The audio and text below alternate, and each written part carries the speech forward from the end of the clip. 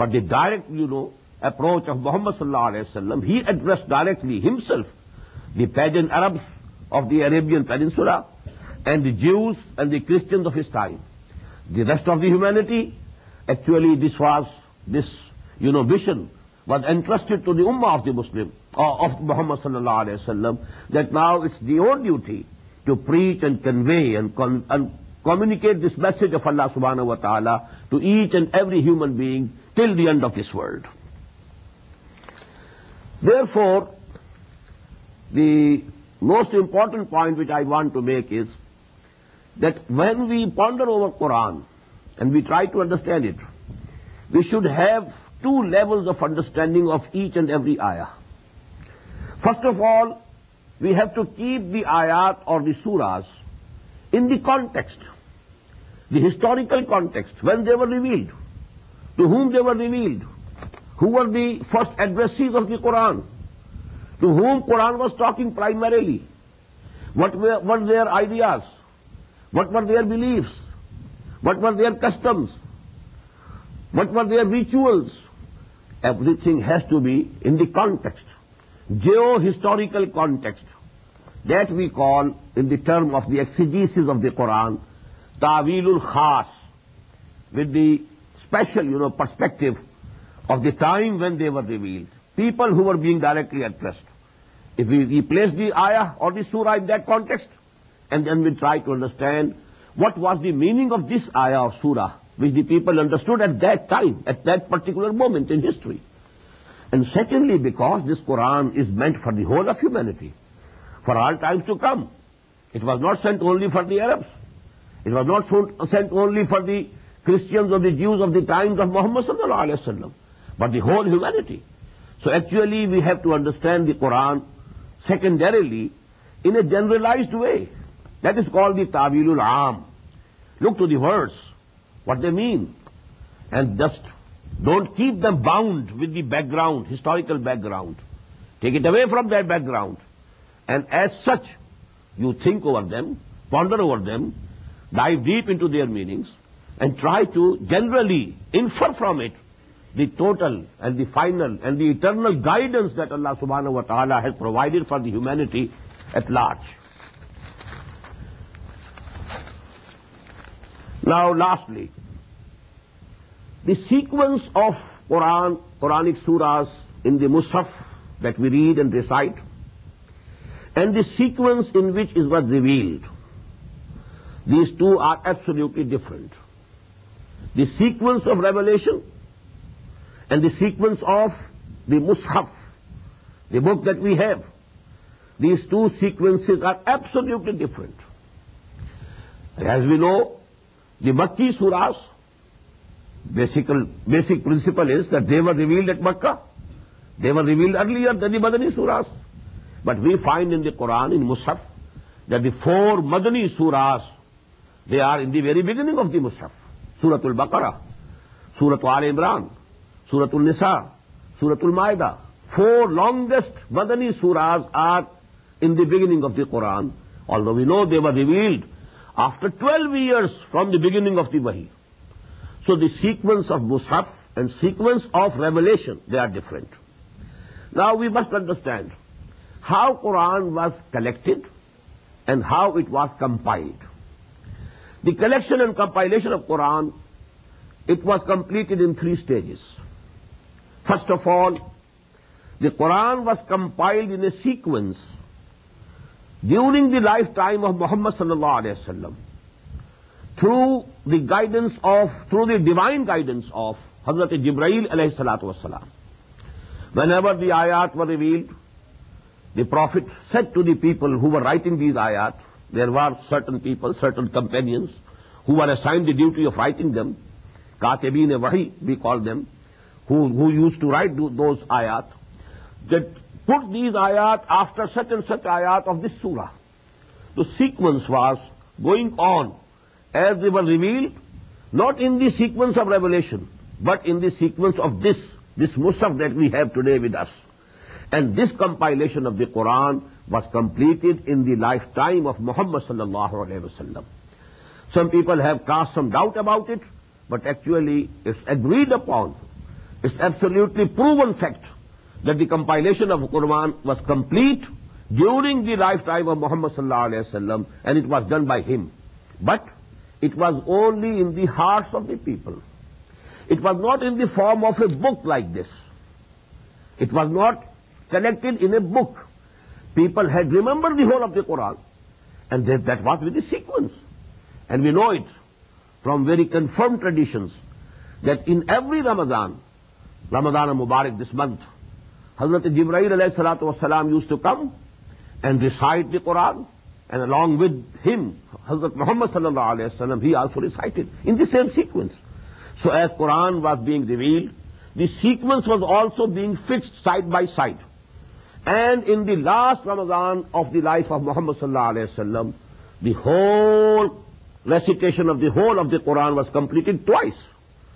So that sequence of the surahs and ayat was completed, and compilation was completed in the lifetime of Muhammad sallallahu alaihi wasallam, although there was no book form of this Quran in the days of Muhammad sallallahu alaihi wasallam. But it was collected in the form of a book within 2 or 3 years after the death of Muhammad sallallahu alaihi wasallam.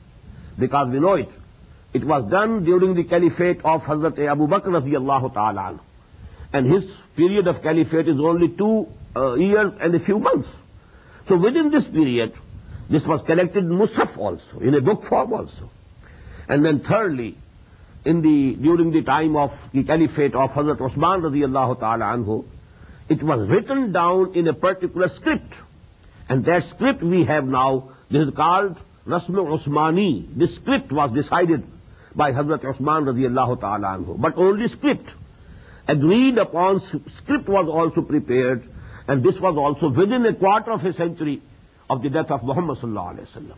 Because you know, Hazrat Usman radiyallahu ta'ala anhu, his period of caliphate is 12 years. Add to it the 12 years of Hazrat Abu Bakr and Hazrat Umar radiyallahu ta'ala anhuma. So actually, before the completion of 1/4 century, after the death of Muhammad sallallahu alaihi wasallam, an agreed script was also prepared, and now we have the copies of that script all over the world.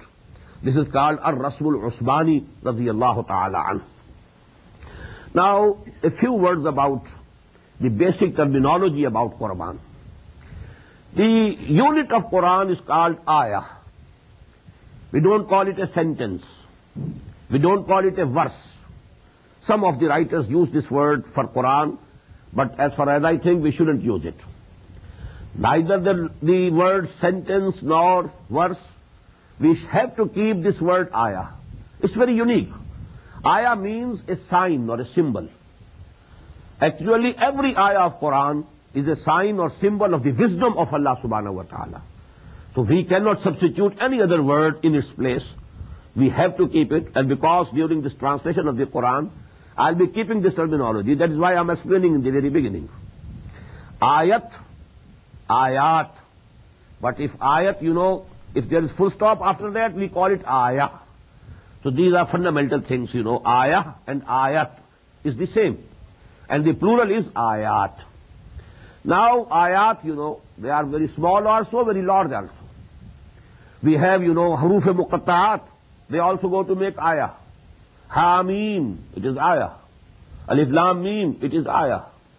Then Wal Asr, it is ayah. Innal insana lafi khusr, it is again an ayah.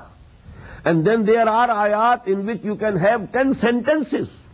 Ayatul Kursi, for example, a very big ayah, one of the biggest ayats of the Quran. So actually, these ayat, you know, they are not based on any grammatical or any other logical, on a principle of logic or grammar. This is based on as Muhammad sallallahu alaihi wasallam told us. And we call it, in this terminology, tawqifi. These umur, these matters are tawqifi. They are mawquf alayh, on the telling of Muhammad sallallahu alaihi wasallam. As he told, we accept it. No reason, no principle, no logic, no grammar. Now these ayat, you know, you may note here, there are about 6,666. There is some difference in number. But round about 6,500 ayat of the Quran, whole. Now these ayat, second term is surah, and the plural is suwar. But you know this word is, because it's not commonly used, I'll be using the word surah and surahs during this translation, when translating into English. And what is surah? Surah is not a chapter. Please note, these terms are not applicable to the Quran. These terms which we use about the books generally, sentences, paragraphs, there are no paragraphs in the Quran. Then there are no chapters. This is not chapter. Because you know, for every chapter of a book, there must be a certain topic, and that topic should be discussed in that chapter alone. It shouldn't be repeated in the second chapter, or again in the third chapter. But we find in the Quran that even the story of Adam and Iblis, it has been repeated in 7 surahs of the Quran. So actually it's a unique book. It's not the common book as we know the word book, human books. This is a unique book in itself, and it has its own compilation, its own style, its own terminology. So ayat, then the ayat are joined together in surahs. There are 114 surahs of the Quran. And these surahs, you know, are very small also. 3 surahs are there who have only 3 ayat each. وَالْعَصْرِ إِنَّ الْإِنسَانَ لَفِي خُسْرٍ إِلَّا الَّذِينَ آمَنُوا وَعَمِلُوا الصَّالِحَاتِ وَتَوَاصَوْا بِالْحَقِّ وَتَوَاصَوْا بِالصَّبْرِ. Surah is complete. In the same way, إِنَّا أَعْطَيْنَاكَ الْكَوْثَرَ فَصَلِّ لِرَبِّكَ وَانْحَرْ إِنَّ شَانِئَكَ هُوَ الْأَبْتَرُ. Surah is complete. And on the other hand, we find Surah Al-Baqarah, 286 ayat. And among these 286 ayat, there are certain ayat which are so long that Ayatul Kursi is at least 3 times bigger than Surah Al-Asr. So actually these sizes are also dependent upon what the Prophet ﷺ told us. These are tawqifi umur, not based on any logic, not based on any principle. The only principle is that the Prophet told us this is Surah Al-Baqarah. Starts from here, ends here. This is Surah Al-Imran. Starts from here, ends here. It is small or large, big or small. It has nothing to do with any number, any size, any principle of grammar. But as far as the contents are concerned, there are principles. Every surah has a central theme. And all the ayat of that surah, they are connected with that central theme logically. They are absolutely logical relationship. But you know, not as we find in our chapters. It's complete in itself, self-sufficient in itself.